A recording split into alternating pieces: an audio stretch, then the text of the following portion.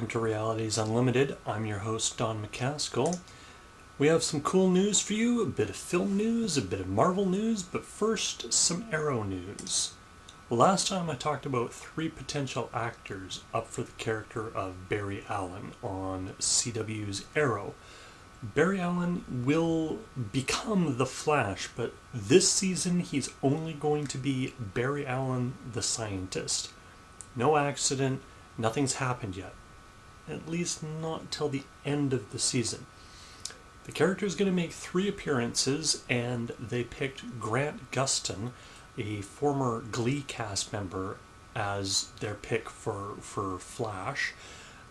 So, like I said, he'll be in 3 episodes this season, and then in the 2014 season, Flash will be another show on the CW network. I'm going to make a prediction now, this being September the 25th. Arrow hasn't even premiered yet, but I think this time next year, we're going to see Arrow on Wednesday night, followed by Flash. Which means the Tomorrow People, which is currently scheduled to follow Wednesday nights after Arrow, is going to get moved to another night. That's my prediction.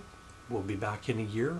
We'll find out. Also with Arrow, the CW has released 4 pictures of the male cast members. Here's Stephen Amell, Colton Hayes, David Ramsey, and Manu Bennett. You notice something about all 4 of these male, beefed, shirtless men pictures? I can't wait to see what they're going to do with the female cast members.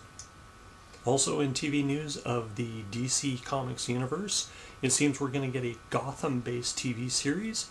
According to Deadline Hollywood, Fox has given a series commitment to a show that will explore the origins of Commissioner Gordon and the villains that make Gotham famous.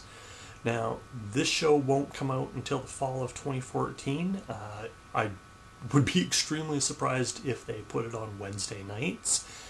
That's another prediction I'm making. They're not going to put this show on Wednesday nights, because that would put it up against other DC Universe-based shows. So I'm thinking this show is going to go Thursday night, and the show is actually going to be called Gotham City. So I've also been told that there will be no Batman in this show, so that'll be interesting. Move over a universe to Marvel Comics and the ABC-based S.H.I.E.L.D. TV series, which opened to a huge success Tuesday night. 11.9 million live viewers. Now, that doesn't take into account anybody that TiVo'd it or DVR'd it or some other means of delaying their watching of it. That's people who watched it live as it was broadcast across the United States on the ABC network. It also scored a 4.6 rating, which is the highest rating of an ABC premiere in the last 4 years, according to Dark Horizons website. This is pretty significant for S.H.I.E.L.D. It needed a good, strong opening. It had Joss Whedon writing the premiere episode, and a lot of fans of both the Marvel movies and of Joss Whedon's other work watching. So I think the big tell is going to be next week when we see the 2nd episode. I don't think there'll be as many viewers. I don't think we'll see the 11.9, but I still think we'll see a very high, maybe 8.5 million live viewers. That's my prediction. I'm making a lot of predictions tonight. Jed Wheaton, the brother of Joss Whedon, who is also a writer and producer of the S.H.I.E.L.D. show, said that they're going to be dealing with the fallout of the Marvel movie franchises, but they're focusing on establishing themselves as a franchise instead of waiting around for Iron Man to fly by in their show. In film news, actually, I'm going to backtrack. Before we get into film news, I want to show my favorite clip from S.H.I.E.L.D. last night. Now, This is typical Joss Whedon writing. He writes very strong female, very witty female roles. There is action, there is mystery, and there is humor. And this is a prime example. Let's bring Everything's changing.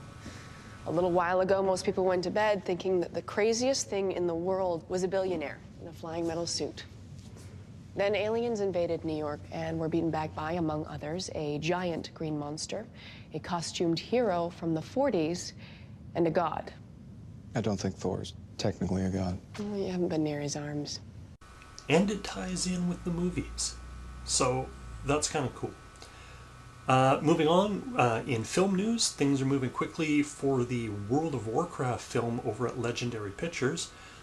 Duncan Jones is set to direct, the 42-year-old son of rock legend David Bowie. He has previously directed Moon and The Source Code, and he's putting together a really star-studded cast. So far we've heard that Colin Farrell and Mission Impossible's Paula Patton have roles, as well as Anton Yelchin from the last two Star Trek films where he played Chekhov, and from the Viking TV series Travis Fimmel, and the current box office hit Prisoners, we're getting Paul Dano. And another film that's getting a lot of casting news is Gods of Egypt. I hadn't heard about this film until about 2-3 days ago, when all of a sudden this casting news came out. The film is set to be shot in Australia. They're going to start shooting in January, and the director on it is the director from, he did iRobot and Dark City, and he's did a few other sci-fi films. That's Alex Proyas. He's set to direct.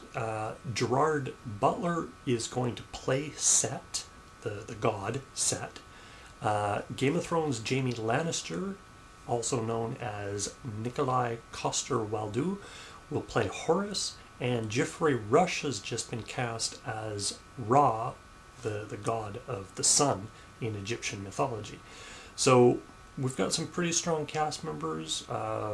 We really don't know much about the film other than it's supposed to play out the story of the Egyptian gods. That's everything I have today. Join me next time and we'll find out what else is happening in the world of science fiction and fantasy.